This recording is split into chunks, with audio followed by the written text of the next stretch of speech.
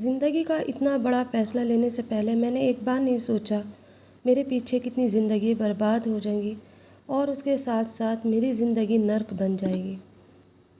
मेरे अब्बू का इंतकाल मेरी छोटी ही उम्र में हो चुका था और हम 4 बहन भाई थे। मैं बहुत छोटी थी जिस टाइम मेरे अब्बू का इंतकाल हुआ। हम गांव में रहा करते थे। गांव में गुज़र बसर हमारी जैसे तैसे करके हो ही रही थी, लेकिन इतना नहीं था हमारे पास कि हम आगे चल कर के ये वक्त भी गुजार लें। मेरी खाला को और मेरे मामू को हमारे ऊपर तरस आया। वो मुंबई में रहते थे, बांद्रा में, और उन्होंने हमें कहा मेरी अम्मी से कि बच्चों को लेकर के यहाँ आ जाओ। उन्होंने हमारे टिकट वगैरह निकाले और हमें यहाँ बुला लिया। मुंबई नगरी हमारे लिए एक अनजान नगरी थी। कभी ना देखने वाली चीज़ें हमें वहाँ देखने के लिए मिली। हम बहुत ज़्यादा खुश थे। खाला ने मेरे अम्मी को घर खाते के काम में लगा दिया और मेरी अम्मी झाड़ू पोछा करने के लिए चली जाया करती। एक छोटी सी झोपड़े पट्टी के अंदर हमारा एक छोटा सा घर था जो किराए पे था, और वो मेरे मामू ने दिला दिया था और कहा था कि मैं इसका किराया देता रहूँगा और तुम आराम से रहो, अपने बच्चों की गुज़र बसर करते रहो। महीने का मैं किराया दे दिया करूँगा। हम भी खुश थे। बस जैसे तैसे वक्त गुज़र रहा था और मैं साथ साथ बड़ी होती चली जा रही थी। देखते ही देखते मैं बड़ी हो गई और मेरी उम्र उस टाइम पे 14 साल थी। अम्मी सुबह से जाया करती, दोपहर में आती, खाना दे के फिर चली जाया करती और फिर शाम में आती। अब अम्मी का काम भी बढ़ता चला जा रहा था। पहले एक घर का काम था, अब फिर 2 का हुआ, 3 का हुआ और अब 4 घर का काम अम्मी अकेले संभाल रही थी। मैं पीछे से घर संभालती और अपने बहन भाइयों को भी संभालती। मेरे भाई और बहन तो चले जाते स्कूल, मैं घर पे रहती। स्कूल से मेरा कोई लेना देना नहीं था, क्योंकि अगर मैं स्कूल जाती तो घर को कौन संभालता। और इसी तरीके से हमारी गुज़र बसर होने लगी अच्छी तरीके से और मैं बड़ी होती चली जा रही थी। लेकिन वहाँ का माहौल ऐसा था कि आए दिन कोई ना कोई नई बात सुनने के लिए मिलती। किसी छोटी सी लड़की का किसी लड़के के साथ अफेयर, तो किसी बड़े आदमी ने किसी बच्ची की ज़िंदगी ख़राब कर दी। ये सारी बातें वहाँ पर आम थी और वो सारी चीज़ें मेरे लिए भी आम होती चली गई। अम्मी को इन चीज़ों को बिल्कुल भी खैर खबर नहीं थी कि मैं कैसे रह रही हूँ, कैसे जी रही हूँ। उन्हें सिर्फ़ और सिर्फ काम से और पैसों से मतलब था, और ये था कि बस किसी तरीके से मैं इतना राशन लाऊं कि मेरे बच्चों की गुज़र बसर हो जाए। उन्हें मेरे ऊपर पूरा भरोसा था और उसका मैंने भरपूर फ़ायदा उठाया। हमारे घर के पास में ही एक कोली का घर था और वो लड़का बहुत ही ज़्यादा खूबसूरत था। उनका घराना बहुत अच्छा था, मतलब जैसे कि उनका घराना भी नहीं कह सकते, लेकिन उनका जो खान पान था वो बहुत अच्छा था। आपको तो पता है कोली लोग अच्छे पैसे वाले होते हैं, ये बात का मुझे पता था। अक्सर वो लड़का कोई ना कोई गिफ्ट मुझे दिया करता और मैं उसे मना करती, लेकिन वो ये कह दिया करता कि कोई बात नहीं, तुम रख लो। कभी कपड़े दे जाता, तो कभी मुझे पहनने ओढ़ने की चीज़ें देता, कभी मुझे वो शूज़ वगैरह ला देता, कभी बैग ला देता और मैं खुशी खुशी वो ले लेती। एक दिन वो मेरे लिए रिंग लेकर आया और वो भी सोने की रिंग। मैंने उससे कहा मैं सोना नहीं ले सकती। उसने कहा कि नहीं, ये छोटा सा गिफ्ट है और तुम मेरी हो, तुम तो जानती हो मैं तुम्हें पसंद करता हूँ। मैंने उससे कहा कि मैं तो नहीं जानती इस चीज़ को। तो उसने कहा कि मैं बहुत टाइम से तुम्हें पसंद करता हूँ। मैंने उससे कहा कि तुम जानते हो कि मैं मुस्लिम हूँ, तुम गैर मुस्लिम हो, हमारा मिलन कभी भी नहीं हो सकता। वो कहने लगा तुम्हारी माली हालात देखिए कितने ख़राब है, अगर तुम मुझसे शादी कर लोगी तो तुम्हारी माँ का बोझ कम हो जाएगा और तुम्हें एक सर छुपाने की छत अच्छे से मिल जाएगी। मैं तुम्हें हमेशा खुश रखूँगा। तुम जानती हो मेरी आदत को। मैं उसे बहुत अच्छे से जानती थी, बस मेरे भी दिल में कहीं ना कहीं वो प्यार पनपने लगा और मैंने भी ये सोच लिया कि ये सही कह रहा है। और इसी तरीके से हम कहीं ना कहीं मिलते, कहीं ना कहीं जाते, चुपके चुपके जाती। अम्मी के आने से पहले पहले मैं घर आ जाती और ताला लगा के जाती। अम्मी को बिल्कुल भी नहीं पता चलता कि मैं कहाँ जाती थी, कहाँ से आती। इसी तरीके से हम आगे बढ़ते चले गए। हद ये हुई कि हम हद से ज़्यादा आगे बढ़ गए। वो मुझे कहीं ना कहीं होटल में ले जाता और पूरी किसी को पता भी नहीं चलता कि मैं कहाँ जाकर आई, ना अम्मी को पता चला। एक दिन मेरे मामा को मुझ पर शक हुआ। मेरे मामा ने कहा कि तुम कहाँ जाती हो? मैं 2-3 बार आया, घर बंद मिला, ताला मिला, बच्चे तो स्कूल थे, तुम कहाँ जाती हो? मैंने उन्हें ये कह के बहला दिया कि मामा मैं तो आस पास में ही गई थी, ताला इसलिए लगा देती हूँ कभी कोई चोरी वोरी कर जाए। वैसे हमारे पास क्या रखा है, लेकिन सामने गैस का चूल्हा और सिलेंडर रखा है, कभी कोई यही उठा के ले जाए। मामा भी चुप हो गए। बस मामा ने कहा मैं बस अब रिश्ता देखूंगा। मेरी अम्मी से बात करी और ये चीज़ मुझे पता चल गई। मामा रिश्ता देखने लगे। मामा को एक रिश्ता बहुत अच्छा मिला उन्होंने कहा कि हमें सिर्फ़ और सिर्फ लड़की चाहिए। मैं बहुत ज़्यादा खूबसूरत थी, अच्छी थी दिखने भालने में। मेरी बिलोरी बिलोरी आँखें, लंबे बाल और मेरा गोरा रंग था। वहाँ हर कोई मुझे देखता और वही कहता कि काश इस लड़की से हम अपना लड़के का कर ले। लेकिन अम्मी हमेशा एक ही बात कहती थी कि मैं अपनी ही बिरादरी में, अपनी ज़ात में करूँगी। और ये चीज़ मुझे भी पता थी कि अम्मी कभी गैर ज़ात में मेरा करेगी ही नहीं। बस मामा ने मेरी मंगनी कर दी और मैं चुप रही। मैंने उस लड़के से कहा कि मेरी मंगनी हो गई, अब मैं क्या करूं? उसने कहा तुम थोड़ा सा सब्र करो, इंतज़ार करो, मैं बंदोबस्त कर रहा हूं और फिर मैं बहुत जल्द तुम्हें ले जाऊंगा यहाँ से। एक दिन मैंने उसे रो कर के कहा अब मेरी शादी भी हो जाएगी, 3 तारीख मेरी तय हो चुकी थी, अब क्या करें? उस लड़के ने कहा तुम रात को तैयार रहना, मैं आऊँगा और तुम्हें ले जाऊँगा, क्योंकि तुम्हारी अम्मी तो तैयार नहीं होगी मुझसे शादी करने के लिए। मैंने कहा फिर भी एक बार मैं बात करके देखती हूँ। मैंने अम्मी से डरते डरते कहा कि अम्मी मैं एक लड़के को पसंद करती हूँ और तुमने मेरी मंगनी कर दी। तो मेरी बस अम्मी ने इतनी ही बात सुनी थी कि अम्मी ने आग बबूला हो गई और अम्मी ने मेरे मुंह पे 2-3 थप्पड़ मारे, मेरे बालों को नोच लिया और कहा कि मैं तुझे छोड़ कर जाती थी, इसका सिला ये दिया तूने। और बस मैं चुप हो गई। मैंने माफ़ी मांगी और मैं समझ गई कि अम्मी किसी तरीके से भी राज़ी नहीं होगी। मेरी शादी तय हो गई, 15 दिन का टाइम रखा गया और बहुत आनन फानन में मेरी शादी को तय कर दिया। मेरे मामा ने सामान इकट्ठा करना शुरू कर दिया और मेरी खाला भी इसमें लग गई कि इसी तरीके से इसका निकाह करके थोड़ा बहुत दे दिला के इसे भेज देंगे, आगे अल्लाह मालिक है।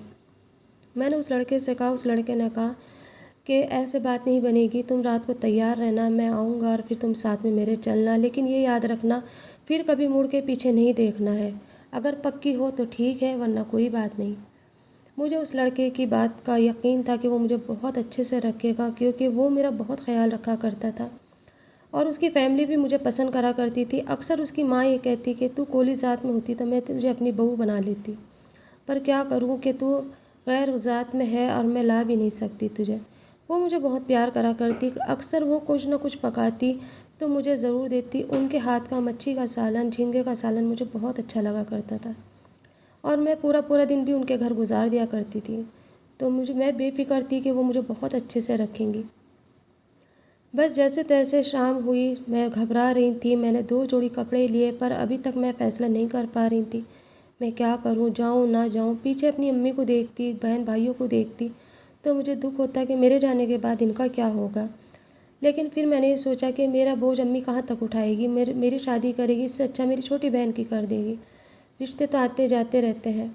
और बस जैसे ही रात हुई, मैंने अपने चुपचाप से जो मुझे कपड़े पहनने थे वो कपड़े पहने और मैं लेट गई। मेरी अम्मी दिन की इतनी थकी हुई रहती थी कि उन्हें होश नहीं था अपना कि वो कहाँ सो रही हैं कहाँ नहीं। बस जब मैंने देखा कि रात के 1:30 बज गए हैं और सब सो गए हैं, एक बार मैंने दरवाज़ा खोला। जैसे ही मैंने गेट खोला वैसे ही अम्मी की आँख खुल गई।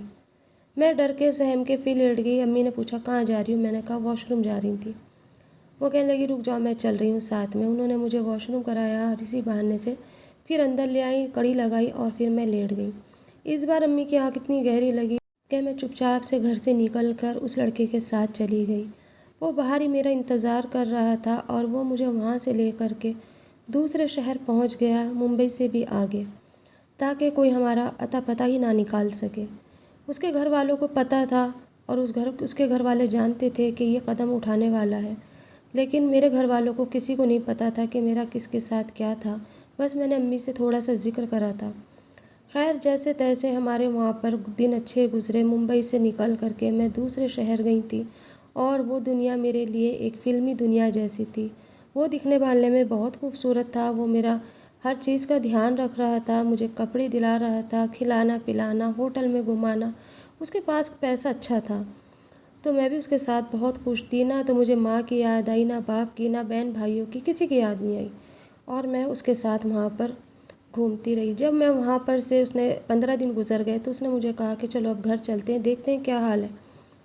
मैं बहुत डर रही थी। मैंने कहा मेरी अम्मी तो मुझे ख़त्म कर देगी। उसने कहा मैं तुम्हें अपने घर लेके जाऊँगा।